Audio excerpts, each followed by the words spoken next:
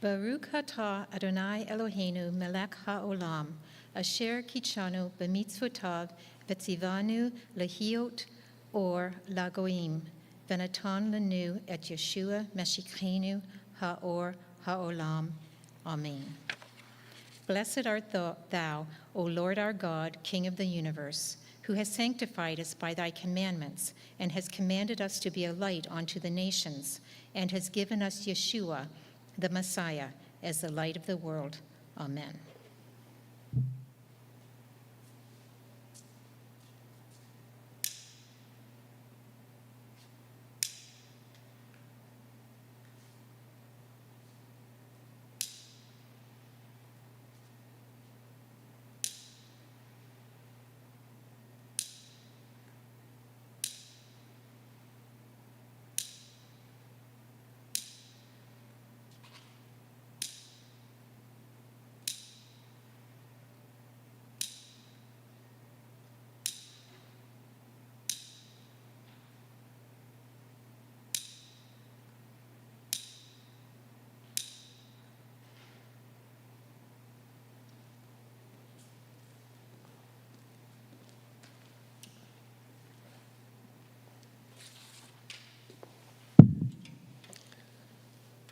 Baruch et Adonai Hamvorach.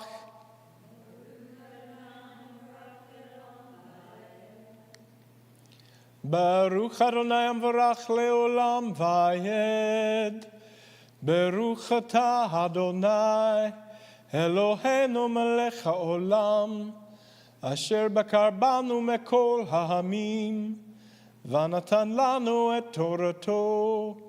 Baruch atah Adonai noten haTorah. Amen. Bless the Lord, the Blessed One. Blessed are you, O Lord our God, King of the universe, who has chosen us from all peoples and given us his Torah. Blessed are you, O Lord, giver of the Torah. Amen.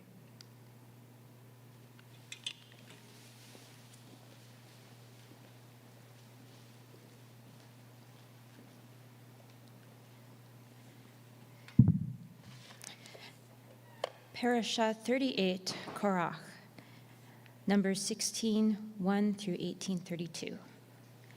Now Korach, the son of Yitzhar, the son of Kahat, the son of Levi, along with Datan and Avaram, the sons of Eliav, and On, the son of Pelet, descendants of Reuven, took men and rebelled against Moshe. Siding with them were 250 men of Israel, leaders of the community, key members of the council, men of reputation. They assembled themselves against Moshe and Aharon and said to them, "You take too much on yourselves. After all, the entire community is holy, every one of them, and Adonai is among them. So why do you lift yourselves up above Adonai's assembly?" When Moshe heard this, he fell on his face. Then he said to Korach and his whole group, "In the morning, Adonai will show who are his and who is the holy person he will allow to approach him. Yes, he will bring whomever he chooses near to himself. Do this, take censers, Korach and all your group, put fire in them and put incense in them before Adonai tomorrow. The one whom Adonai chooses will be the one who is holy. It is you, you sons of Levi, who are taking too much on yourselves." Then Moshe said to Korach, "Listen here, you sons of Levi. Is it for you a mere trifle that the God of Israel has separated you from the community of Israel to bring you close to himself, so that you can do the work in the tabernacle of Adonai and stand before the community serving them? He has brought you close, and all your brothers, the sons of Levi, with you. Now you want the office of Kohen too. This is why you and your group have gathered together against Adonai. After all, what is Aharon that you complain against him?" Then Moshe sent to summon Datan and Avaram, the sons of Eliav. But they replied, "We won't come up. Is it such a mere trifle, bringing us up from a land flowing with milk and honey, to kill us in the desert, that now you arrogate yourself the role of dictator over us. You haven't at all brought us into a land flowing with milk and honey, and you haven't put us in possession of fields and vineyards. Do you think you can gouge out these men's eyes and blind them? We won't come up." Moshe was very angry and said to Adonai, "Don't accept their grain offering. I haven't taken one donkey from them. I've done nothing wrong to any of them." Moshe said to Korach, "You and your group be there before Adonai tomorrow, you, they, and Aharon.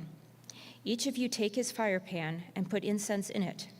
Every one of you bring before Adonai his fire pan, 250 fire pans, you two and Aharon, each one his fire pan." Each man took his fire pan, put fire in it, laid incense on it, and stood at the entrance to the tent of meeting with Moshe and Aharon. Korach assembled all the group who were against them at the entrance of the tent of meeting. Then the glory of Adonai appeared to the whole assembly. Adonai said to Moshe and Aharon, "Separate yourselves from this assembly. I'm going to destroy them right now." They fell on their faces and said, "O God, God of the spirits of all humankind, if one person sins, are you going to be angry with the entire assembly?" Adonai answered Moshe, "Tell the assembly to move away from the homes of Korach, Datan, and Aviram." Moshe got up and went to Datan and Aviram, and the leaders of Israel followed him. There he said to the assembly, "Leave the tents of these wicked men. Don't touch anything that belongs to them, or you may be swept away in all their sins." So they moved away from all around the area where Korach, Datan, and Aviram lived. Then Datan and Aviram came out and stood at the entrance of their tents with their wives, sons, and little ones. Moshe said, "Here is how you will know that Adonai has sent me to do all these things, and that I haven't done them out of my own ambition. If these men die a natural death like other people, only sharing the fate common to all humanity, then Adonai has not sent me. But if Adonai does something new, if the ground opens up and swallows them with everything they own, and they go down alive into Sheol, then you will understand that these men have contempt for Adonai." The moment he finished speaking, the ground under them split apart. The earth opened its mouth and swallowed them up with their households, all the people who had sided with Korach and everything they owned. So they and everything they owned went down alive into Sheol. The earth closed over them, and their existence in the community ceased. All Israel around them fled at their shrieks, shouting, "The earth might swallow us too." Then fire came out from Adonai and destroyed the 250 men who had offered the incense. Adonai said to Moshe, "Tell Eleazar, the son of Aharon, the Kohen, to remove the fire pans from the fire and scatter the smoldering coals at a distance, because they have become holy. Also the fire pans of these men, whose sin cost them their lives, have become holy, because they were offered before Adonai. Therefore have them hammered into plates to cover the altar. This will be a sign for the people of Israel." Eleazar the Kohen took the brass fire pans which the men who had been burned to death had offered, and they hammered them into a covering for the altar, to remind the people of Israel that an ordinary person, not descended from Aharon, is not to approach and burn incense before Adonai if he wants to avoid the fate of Korach and his group, as Adonai had said to him through Moshe. But the very next day, the whole community of the people of Israel complained against Moshe and Aharon. "You have killed Adonai's people." However, as the community was assembling against Moshe and Aharon, they looked in the direction of the tent of meeting and saw the cloud cover it and the glory of Adonai appear. Moshe and Aharon came to the front of the tent of meeting.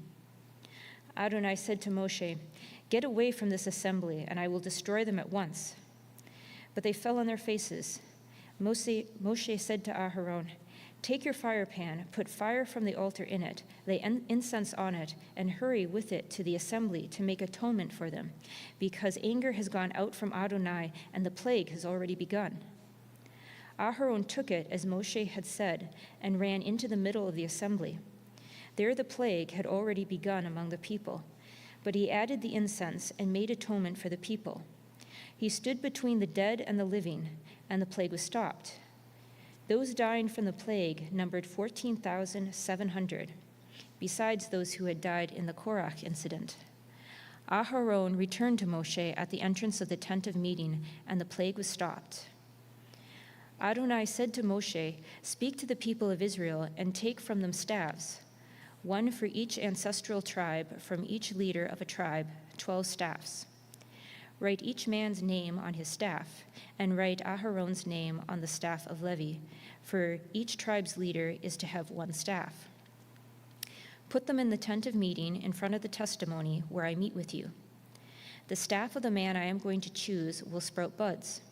In this way I will put a stop to the complaints the people of Israel keep making against you." Moshe spoke to the people of Israel, and all their leaders gave him staffs, one for each leader, according to their ancestral tribes, 12 staffs. Aharon's staff was among their staffs. Moshe put the staff before Adonai in the tent of the testimony. The next day, Moshe went into the tent of the testimony, and there he saw that Aharon's staff for the house of Levi had budded. It had sprouted not only buds, but flowers and ripe almonds as well. Moshe brought out all the staffs from before Adonai to all the people of Israel, and they looked, and each man took back his staff. Adonai said to Moshe, "Return Aharon's staff to its place in front of the testimony. It is to be kept there as a sign to the rebels, so that they will stop grumbling against me and thus not die." Moshe did this. He did as Adonai had ordered him. But the people of Israel said to Moshe, "Oh no, we're dead men, lost. We're all lost. Whenever anyone approaches the tabernacle of Adonai, he dies. Will we all perish?" Adonai said to Aharon, "You, your sons, and your father's family line will be responsible for anything that goes wrong in the sanctuary. You and your sons with you will be responsible for anything wrong in your service as Kohanim. But you are to bring your kinsmen, the tribe of Levi, along with yourselves to work together with you and help you, you and your sons with you, when you are there before the tent of meeting. They are to be at your disposal and perform all kinds of tasks related to the tent.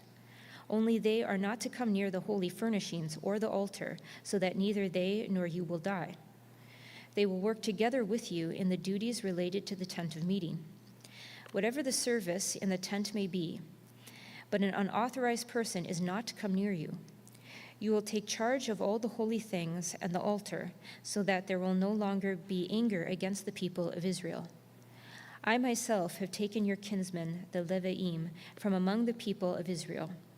They have been given as a gift to Adonai for you, so that you can perform the service in the tent of meeting.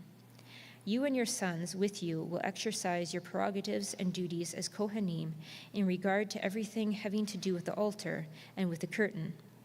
I entrust the service required of Kohanim to you. The unauthorized person who tries to perform it is to be put to death." Adonai said to Aharon, "I myself have put you in charge of the contributions given to me. Everything consecrated by the people of Israel I have given and set aside for you and your sons. This is a perpetual law. Here is what is to be yours of the especially holy things taken from the fire. Every offering they make, that is, every grain offering, sin offering, and guilt offering of theirs that they turn over to me, will be especially holy for you and your sons. You are to eat it in an especially holy place. Every male may eat it. It will be set apart for you. Also yours is the contribution the people of Israel give in the form of wave offerings. I have given these to you, your sons and your daughters with you. This is a perpetual law. Everyone in your family who is clean may eat it. All the best of the olive oil, wine, and grain, the first portion of what they give to Adonai, I have given to you. The first produce to turn ripe of all that is in their land, which they bring to Adonai, this is to be yours. Every clean person in your family may eat it. Everything in Israel which has been consecrated unconditionally is to be yours. Everything that comes first out of the womb of all living things which they offer to Adonai, whether human or animal, will be yours. However, the firstborn of a human being you must redeem, and the firstborn of an unclean beast you are to redeem. The sum to be paid for redeeming anyone a month old or over is to be 5 shekels of silver, as you value it, using the sanctuary shekel. This is the same as 20 gerahs. But the firstborn of an ox, sheep, or goat you are not to redeem. They are holy. You are to splash their blood against the altar and make their fat go up in smoke as an offering made by fire, as a fragrant aroma for Adonai. Their meat will be yours, like the breast that is waved and the right thigh. They will be yours. All the contributions of holy things which the people of Israel offer to Adonai, I have given to you, your sons and your daughters with you. This is a perpetual law, an eternal covenant of salt before Adonai for you and your descendants with you. Adonai said to Aharon, you are not to have any inheritance or portion in their land. I am your portion and inheritance among the people of Israel. To the descendants of Levi, I have given the entire tenth of the produce collected in Israel. It is their inheritance in payment for the service they render in the tent of meeting. From now on, the people of Israel are not to approach the tent of meeting, so that they will not bear the consequences of their sin and die.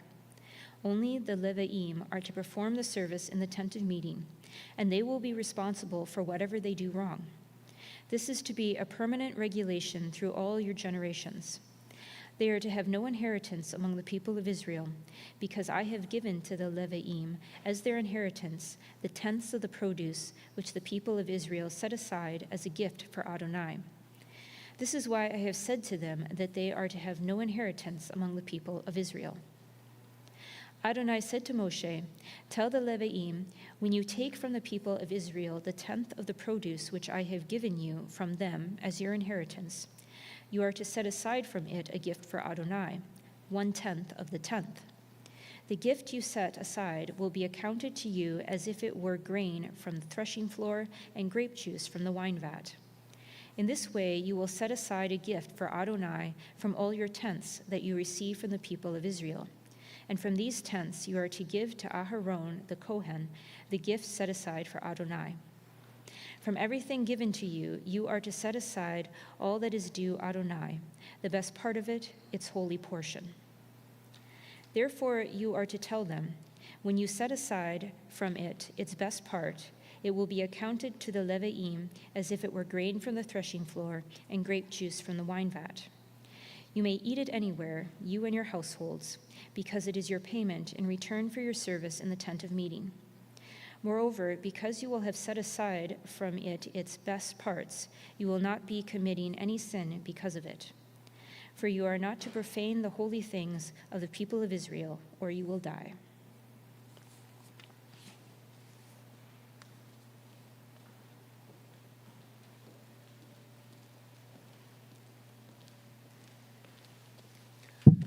Baruch atah Adonai, Eloheinu melech haolam, asher natan lanu Torah emet, v'chaya olam nata betukenu.